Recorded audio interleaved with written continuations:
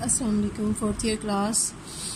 आज हमने एक क्वेश्चन पढ़ना है कि आइसोलेटेड चार्ज कंडक्टर जो है, अगर हम उसे चार्ज दें तो charge density will be large at edges और sharp points then for flat parts. ठीक है, यानी अगर एजेस हैं या कोई शार्प पॉइंट्स हैं वहाँ पे डेंसिटी जो है वो ज़्यादा हो जाएगी, चार्ज डेंसिटी, और जो फ्लैट पार्ट्स होते हैं उनके लिए चार्ज डेंसिटी कम होगी।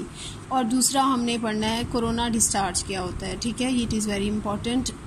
तो आपके पास दो सॉलिड कंडक्टिंग स्फीयर हैं जिनके रेडियाई जो हैं वो R1 R2 हैं, और late R2 is greater than R1, यानी एक जो स्फीयर है उसका रेडियस बड़ा है, ये इस तरह ले लें, ये बहुत बड़े रेडियस का स्फीयर है, दूसरा छोटे का है, इसको R2 कहना है, इसके रेडियस को R1 कहना है। अब हमने इसे ना चार्ज दिया है दोनों स्फीयर्स को, और इसको उसके बाद एक कंडक्टिंग पाथ से मिला दिया है। देखें, जब ये एक कंडक्टिंग पाथ से इनका कनेक्शन है आपस में, तो इसका मतलब ये है कि ये इक्विलिब्रियम में है, इन दोनों के दरमियान कोई पोटेंशियल डिफरेंस नहीं है, तो दोनों जो स्फीयर्स हैं they are at same potential. ठीक है, तो हम यूँ कह सकते हैं कि पोटेंशियल ऑफ स्फीयर 1 जो है उसे हम V1 अगर कह दें, और दूसरे के स्फीयर पोटेंशियल को हम V2 कह दें, तो V1 is equal to V2।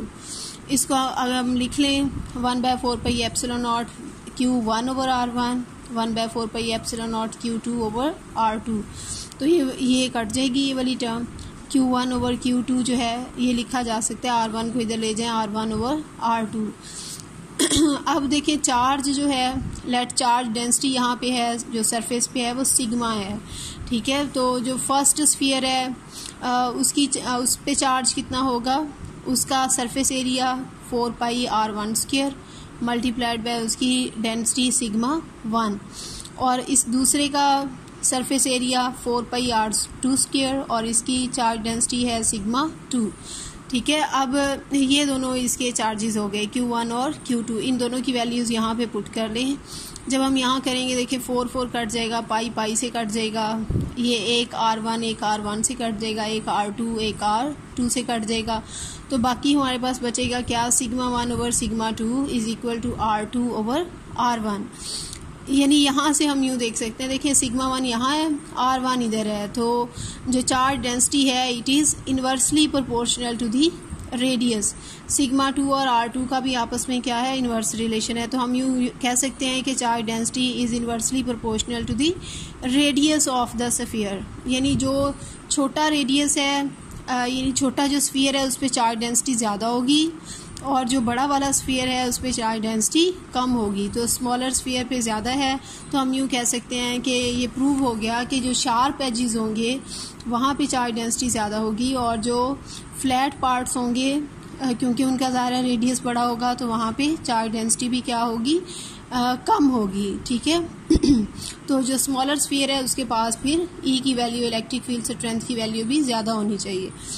अब कोरोना डिस्चार्ज क्या है, वो इसी की कंटिन्यूशन है कि अगर कोई शार्प एजेस हैं तो पूरे बॉडी में से शार्प एजेस पे जो चार्ज डेंसिटी है वो ज़्यादा हो जाती है। देखिए यहाँ पे ऐसे है कि ये एक सरफेस है जो स्मूथ नहीं है, इस पे एजेस हैं, तो एजेस पे चार्ज ज़्यादा एक्यूमुलेट हो चुका है, जबकि फ्लैट पार्ट्स पे चार्ज डेंसिटी कम है।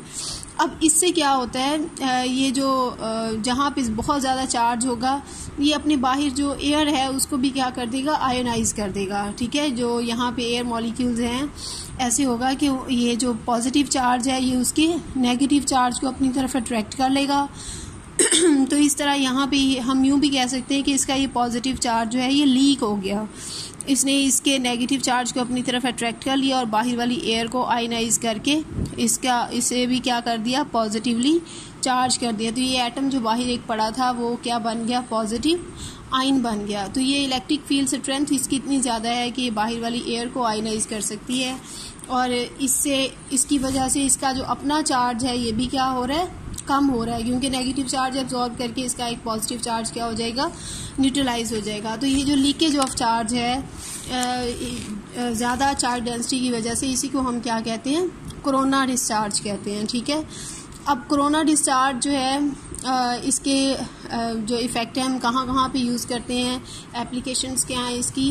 इसकी पहली एप्लीकेशन जो है वो है इलेक्ट्रोस्टैटिक पेंट स्प्रेयर्स। ये हमने पढ़ा हुआ है कि जब हम पेंट करते हैं, एक वो स्प्रेयर जो होते हैं उसमें एक नोज़ल के अंदर से पेंट नहीं गुजरना होता है। अब वो नोज़ल जो है ना, वो उसका एक शार्प पॉइंट है जहाँ पे चार्जेस बहुत ज़्यादा होते हैं, तो चार्ज डेंसिटी वहाँ पे ज़्यादा हो जाती है और उसकी वजह से जो पेंट होता है उसको क्या मिल जाता है, चार्ज मिल जाता है। तो वो फिर पेंट पार्टिकल जो हैं वो चार्ज हो जाते हैं, तो इलेक्ट्रिक फील्ड उनको एक्सेलरेट करके उस बॉडी तक पहुंचा देती है जहाँ पे पेंट करना होता है। ठीक है। दूसरा जो है वो फोटोकॉपी मशीन है। ज़ीरोग्राफी हमने पढ़ा है बहुत डिटेल से सेकेंड ईयर की फ़िज़िक्स में, 12th चैप्टर में। तो उसमें भी कोरोना डिस्चार्ज यूज़ होता है। एक वायर यूज़ करते हैं जो कोरोना डिस्चार्ज प्रोड्यूस करती है और वो जो चार्ज है वो ट्रांसफ़र किया जाता है। वो जो सेलेनियम का उसका एक ड्रम था, सेलेनियम कोटेड ड्रम, उस सरफेस तक चार्ज इस तरह से कोरोना डिस्चार्ज वाले प्रोसेस से ही ट्रांसफ़र किया जाता है। फिर आपने फर्दर पढ़ा था कि जहाँ जहाँ पे लाइट पड़ती है वहाँ वहाँ पे सेलेनियम क्योंकि फ़ोटो कंडक्टर होता है, तो वहाँ वहाँ पे चार्जेस क्या हो जाती है, न्यूट्रलाइज। और जहाँ लाइट नहीं जा सकती, यानी वो प्रिंटेड एरिया से जो लाइट जाके टकराती है वो एब्जॉर्ब हो जाती है, तो वहाँ पे वो प्रिंट बन जाता है in the form of charges उस सेलेनियम ड्रम के ऊपर, और फिर उसे हम पेपर पे उतार लेते हैं ब्लैक पाउडर की मदद से। ठीक है, या आप सेकेंड ईयर वाली फ़िज़िक्स से पढ़ भी लीजिएगा अगर आपको याद भूल गया हो तो। चलिए, यहीं तक हमने करना था। यहाँ तक कोई समझ ना आई हो तो पूछ सकते हैं। Thank you very much.